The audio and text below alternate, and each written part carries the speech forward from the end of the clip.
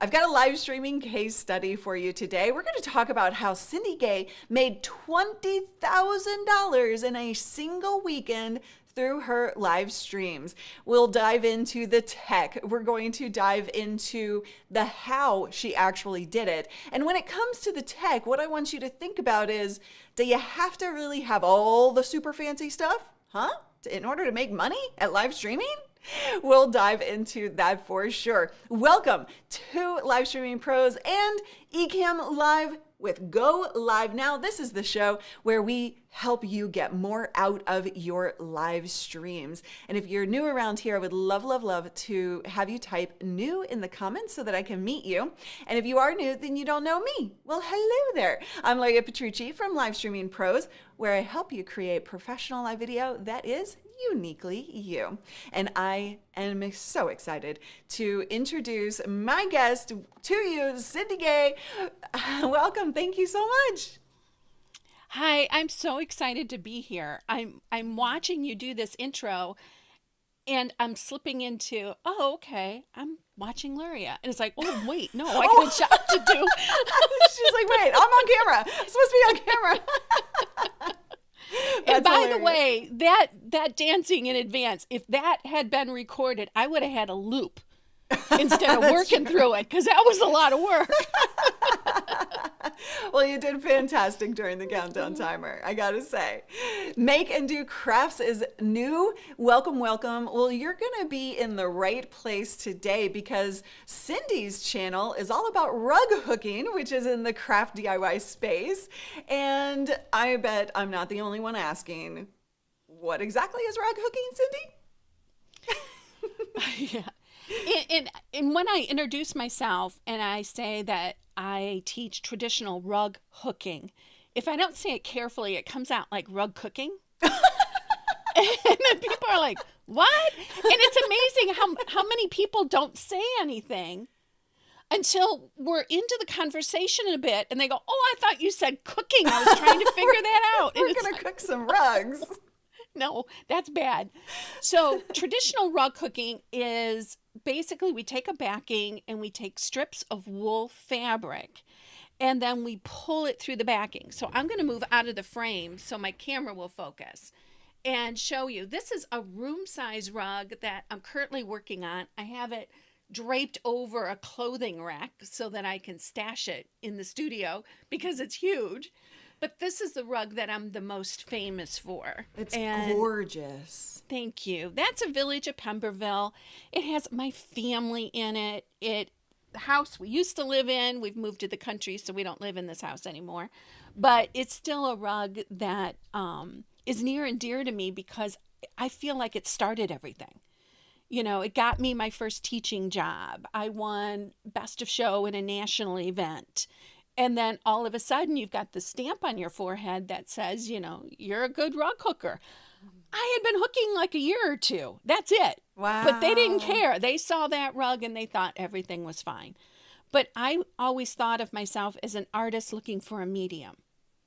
And when I found rug hooking, it was like, okay, this is where I need to be. That's amazing. What a beautiful story. What beautiful work. Like, you obviously just had that natural talent and now you actually help people do the same, right? You teach them and you help them hone their craft. I do. I have online courses and a membership. I started the courses in, I think, 2016 and the membership in 2018. And it's just been progressing from there. But I actually started streaming December of 2015, but those were really bad throwaways. I have really poor internet. I live in the country. I am literally surrounded by 4 farm fields.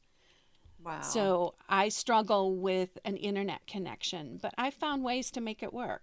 That's awesome. We're going to talk about in depth the tech side of things, and we'll talk more about that internet speed and what she's been able to accomplish with that soon. And we'll also talk about how she actually did this. But before we do, I want to kind of back up a little bit and learn what was the kind of impetus, what was the force, the driving force behind making 20K in a single weekend? Like, what drove that, or was it just by chance? It was a little bit of a lot of different things. This fall, I had gone through some medical things, and my husband's going through some medical things right now. So we had some extra medical bills. With COVID, my kids were struggling a little bit, and it's like, you know, I need to do something to raise some money.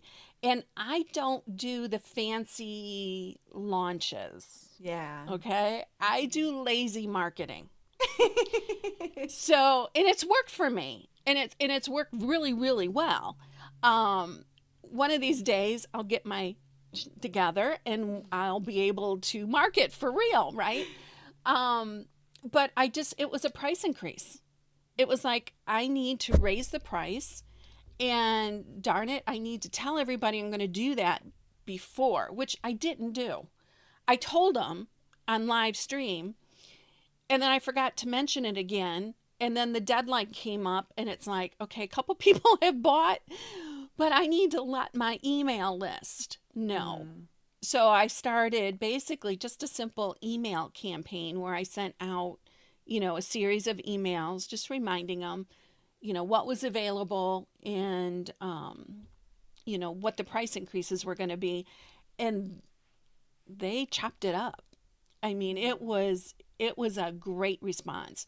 But I think it had to do because I had primed this audience with the live streaming. Right. They knew me. They knew what I could teach because I had been doing it live. And I'm telling them that the recorded ones are even better because they're more well thought out than off the cuff.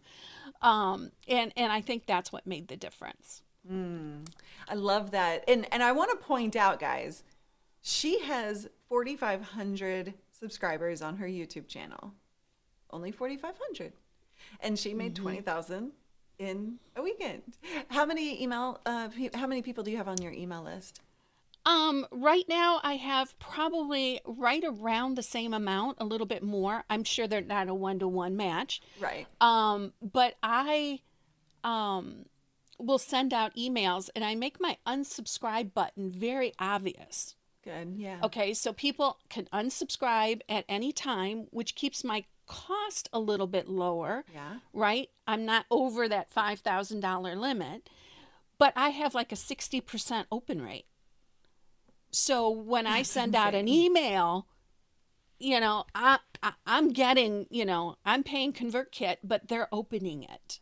Yeah. So it makes a bigger difference. So I actually have changed my mindset where I welcome unsubscribes. I love that. Because it keeps me in that lower tier, and it's raising my open rate. It's raising your engaged audience. It's exactly. Yeah. Exactly. And let's talk about engagement, Ray. So in order to, what I love about your story is that you were like, okay, we've got some medical things. We've got some extra bills to pay. We got to do something. And when you need money, if you get creative and you are willing to do what it takes, even lazy marketing and all, like if you can get creative, you can make money appear. Like you really can. And that's what you did. And that's what I think is so powerful about this. But it didn't start out with you just needing money and being able to make it, right? It's been years of you actually putting the work in and the effort in and working with your engaged audience, showing up to deliver that value. And then when you needed them, they showed up for you. How amazing is that? So let's talk about how you built that engaged audience, right? So what things do you think you did in order to get them to trust you to the point where even, they were like, okay, I'm all in? Well, part of it started in 2001. I started a blog. No, actually, it wasn't a blog because that word didn't exist, I don't think, in 2001.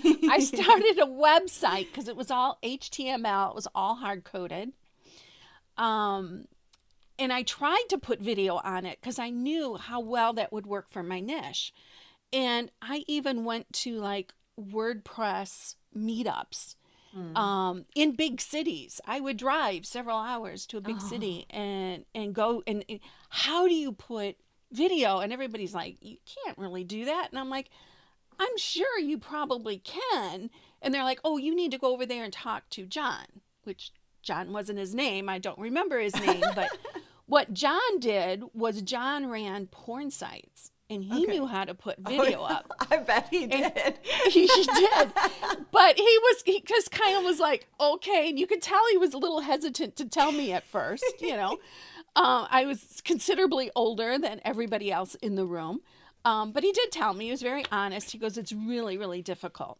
So fast forward a bit and WordPress came out and then YouTube came out. And what we can do now with that stuff, holy cow, it is so much easier than it ever was. And if you want to learn it, there is stuff out there to learn it. And all you got to do is roll up your sleeves and answer one question a day. How do I make my titles bigger? How do I put a photo on the page? Just one thing a day. And before you know it, you'll have a WordPress site. And I think you need that because they're going to look for you. Now, when I was a rug cooking teacher on the road, meaning people would hire me and I would travel all over the country to teach a class, what the students would do, if they had never heard of me, the first thing they would do would be Google my name. Well, I had a huge advantage because most rug cooking teachers did not have a website. So at least when they Googled me, they found me. And that worked out perfectly. And then when I started live streaming, that was in basically December 2015, 2016. I was so persistent. I tried every method. Google Hangouts was free, but it wouldn't work with my internet. So I think I bought and got refunded every webinar service that was out there until I found Zoom, and Zoom worked. But I really missed the public part of it that I get now with YouTube. And I actually bought ECAMM in 2017. So that's how long, and then got away from it by using Zoom. But you use it now. I definitely use it now. I use it now to bring my picture into Zoom. I have more control over it, and it just, ECAMM has made the biggest difference in my business. And I think out of all the things that I pay subscription for, I think it's my best bargain. Nice. For what it does. Right? I mean, and what it delivers for me, it's like no brainer. So how do you use ECAMM to, like, you have a behind the scenes camera, so you're switching cameras. Do you do any other fancy overlays or anything like that? Or how big is your production? Well, it's not as big as it could be. And I am looking at a schedule change. Yeah. And one thing that inspired me with what you did is you called your schedule change the summer schedule. And it's like, oh, somehow that gives me more permission to change my schedule.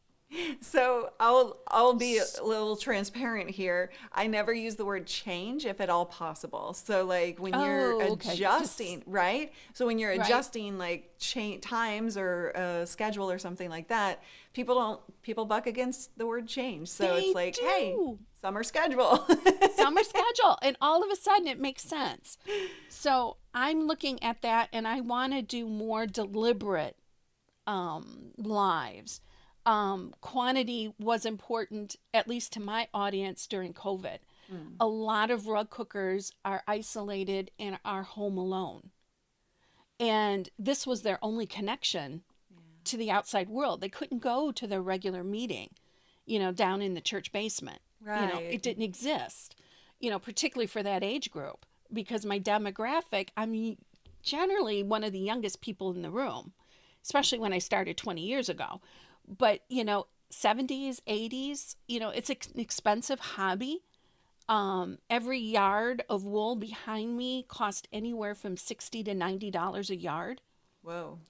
So it's expensive, and now with what's going on with imports and who knows where the price of this is going to end up, could end up even higher, but I got a great inventory. So I'm not too worried about it.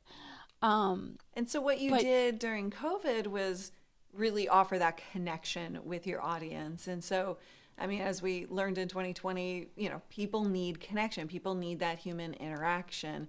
And so that's really where it probably took off for you in terms of engagement, I'm guessing, right? And, oh, for sure. And then people were like, oh, I need this. I want this. I want to hang out with you. I want to learn from you. I want to connect with you. And that enabled you to be able to make that money when you needed it. And I want to point out that it doesn't matter if, like, you don't need to wait for another 2020.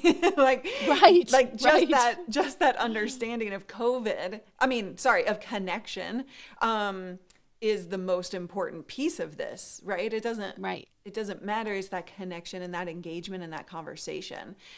What are some specific things that you do to connect with? Like, do you talk about your life in any way while you're doing the things? I don't know if that's the right motion. Yeah, pretty much an open book. And it was a good thing I had started out that way, because I lost both my parents this fall. And so I was able to get through that, and take some time off, and my audience understood. The other thing that I share with them a lot, although maybe not intentionally, are my dogs, because the wind can blow, a car will go by. One dog is deaf, but the other dog is not, and she's kind of skittish, and Julie will start barking, and then Jack will go, what, you're barking? And all of a sudden it's a contest. And then we just have to wait for it to die down. But my audience has gotten used to it. That would have freaked me out in the beginning, but now I know they're okay with it. I can go in, if it's YouTube, I can edit that out. Yeah.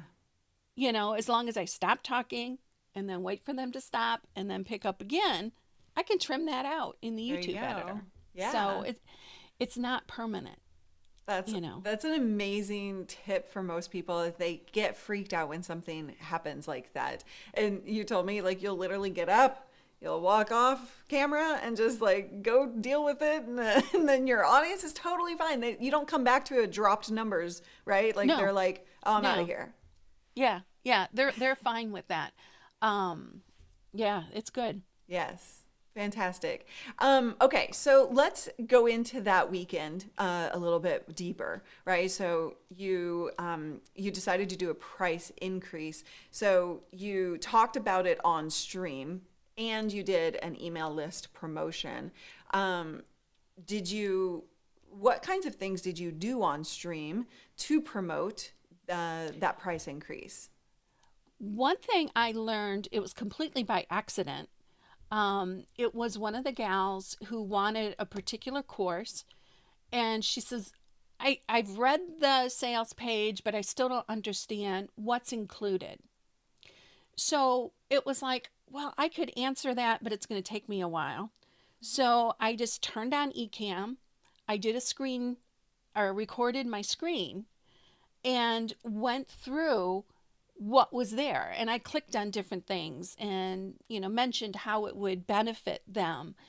And that alone, there was a huge spike in that particular course once that video was posted, because I just put that on YouTube.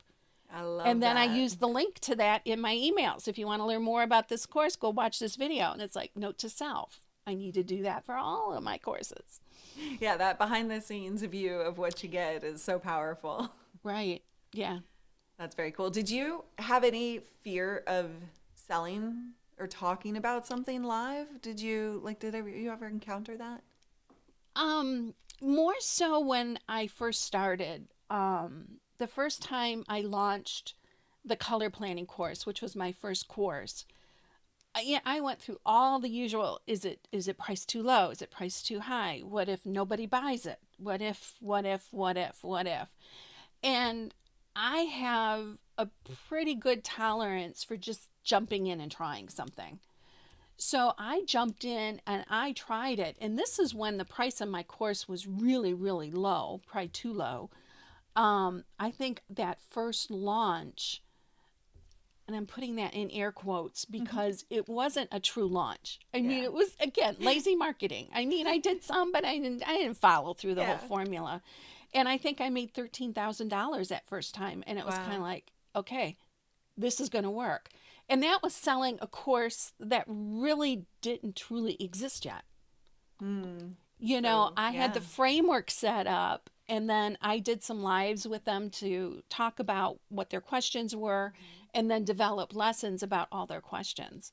So now I don't think there's anything you could ask that's not, because that course is, since 2018? Yeah. 2016. 2016, I think, is when I first started selling that one. It's complete. Do you sell product and courses, not just during a promotion like that one weekend, but do you do that on an ongoing basis, like every stream or every other stream or anything like that? Yeah, I have an online store, a WooCommerce store that I've had for years. And that is available all the time. But I've stumbled into a need to liquidate some of what I call my personal wool. It is wool that is just not a standard shape. You know, it's either the end of a bolt or, you know, it's a weird size. So I started doing weekly or monthly wool sales. And I'm able to liquidate that inventory at pretty much full price. I throw in the shipping. They get to see what I've got, and as I'm holding up each piece of wool, I explain how I would use it, what I would combine it with, what you can hook with it, and that's all during a live broadcast. So there's audience participation. They can ask me questions, and that has worked out so good that I've was on a treadmill of keeping my inventory current on the store, that I've kind of let that go because I know the last Saturday of the month I'm going to sell whatever I want to sell, because everything sells every time. So it's a great method for a lot of different things. And a lot of it's wool that, you know, might have been sitting around for, at least for me, for almost 20 years. Yeah. You know, because I've been hooking for a while and buying inventory for teaching for a while. And when you're starting out, you're not sure if this wool's good or, you know, some are better than others. I think I can spot them now. Yeah. But I'm sure I'll still buy some stinkers. But I know I can liquidate them in the wool sale. Ah, there you go. There's always someone who wants it. Perfect. I didn't show this to you guys before, but this is what her stream looks like on an ongoing basis, where she actually, you know, has the rug or the wool and material behind her, and she shows this stuff. Like, that thing is amazing. Like, my mind is blown. I would never be able to do anything like that. Oh yeah, you could. I can show you how. I just need to watch every video you have. But she like kind of shows you like what it is, you know, and then kind of gets into it. You also use the, and by the way, I want to point out with that, this, you guys notice, it's like, it looks good because she's using ECAMM, she's using a good camera. What camera are you using? I'm using the Sony A6100. And what lens? With the 16 millimeter lens. Okay. So she's using good quality stuff. She didn't always, right? No. She worked her way up to that. But it's nothing fancy. It's literally just her inventory, right? So I just wanted to point that out. It can look good and be appealing to your audience without being super fancy. But you also have a behind the scenes camera that you're bringing into ECAMM. You want to show that off? Oh, hold on. She was like, I wasn't ready. I wasn't ready on that. Okay. So walk me through your other pieces of gear. So I have my iMac here, which quite frankly, for probably the better part of a year, my audience thought that the onboard camera and the onboard mic on my iMac Pro, it's not a cheap one, it was when they started coming out with the more expensive ones, they thought that was better than a webcam and a microphone. So I used that for about a year until I decided to upgrade to the others. And then there's another monitor on this side. But what I've added that I really like is this down camera. And this down camera, I can take it off the ball mount and put it onto, I don't know which camera it's going to show up in best. Maybe this one. So this is like a little trolley cart. That's awesome. And the camera just slips into that horizontal bar. And then I can be at the frame or I can be working here on my desk. So if I'm doing something where I'm like sorting wool, working on my desk might work better. Yeah. But if I need to be at the frame to show them a demonstration, then that works good. And that's got the 30 millimeter lens because I like the camera to be a little further away so that I don't bump it. Yeah. Where this one's nice and close, this one is going to be further away. And so I needed the 30 millimeter lens. The Elgato Key Light and a Key Light Air. It looks like the Key Light Air is pointing at your downward camera. Yes. And that helps because I also have those huge windows that are kind of blown out in the shot. So I don't need much light from that side, at least for the times that I broadcast. But I needed more light on the right-hand side. I love that. And then you have a Stream Deck, of course. I love my Stream Deck. And I'll be honest I use it for streaming, but I use it just as much for other stuff. Like what? I can push a button and go straight to my shipping website. Nice. I can push a button and go to the Google Sheet with my inventory. And that's important because my inventory then is in a Google Sheet, which is embedded in WordPress. And I can get to it in a heartbeat and I update it better because I'm paying attention to it. Very cool. It's easy to get to. Very, very cool. I love the Stream Deck for all kinds of things outside of your live streams. We're about to go into Q&A for the live audience. So if you guys have questions, put Q in front of your question.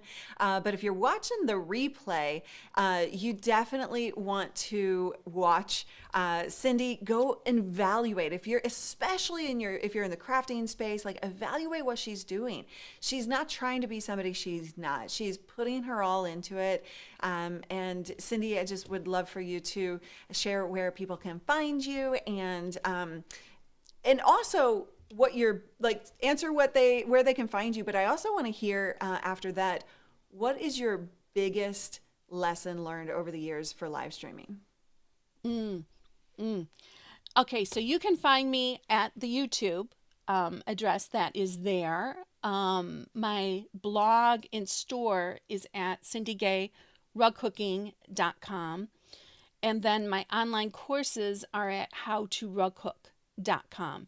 I needed two websites because an online store and an LMS, which is a learning management system, are two very big programs. And it was just easier for me as a non-internet website professional. It was easier for me to keep them separate and then just have links that go back and forth. Probably the biggest thing I learned was, first off, for me, it was peace of mind, because when I got into the courses and the membership, I was making money with very low expenses. And that was huge. My husband had to go through an emergency medical retirement. My business picked up right about that time, and we have literally gone, I think it's been 3 years now, and not had to touch our 401ks. And that is such a blessing to know that that money's there and that I can make more if I need it. That's amazing. I think that was all you asked me, wasn't it? Yeah, it's just a two-parter. She's like, the pressure. I know. You guys, don't you love Cindy's attitude and her personality? Every time I see you, in our Zoom calls in Streamer Accelerator, I just love having you in there, and I love connecting with you. And I love hearing from you. You're always learning. One more thing, what I Yeah. forgot to say was another thing that I learned was it doesn't matter. I mean, it becomes like a chant almost to me. Okay, so my hair is not behaving itself. It doesn't matter. My makeup's not perfect. It doesn't matter. Your customers never notice that. And are they going to leave or stay because of that? Probably not. They're going to leave or stay based on how you talk to them, what you're delivering, and how much value you're passing on to them. And you can do that with a bad hair day. That is like the best advice ever. You can do it even with a bad hair day. Yeah. Cindy, thank you so much for sharing your story with this audience and giving of your time and value. Thank you. All right, you guys, if you want to learn more about making money through streaming, go ahead and click this playlist to dive deeper, learn more, and make sure that you have the tools in your backpack to make sure that you can take action. And I will see you in the next video.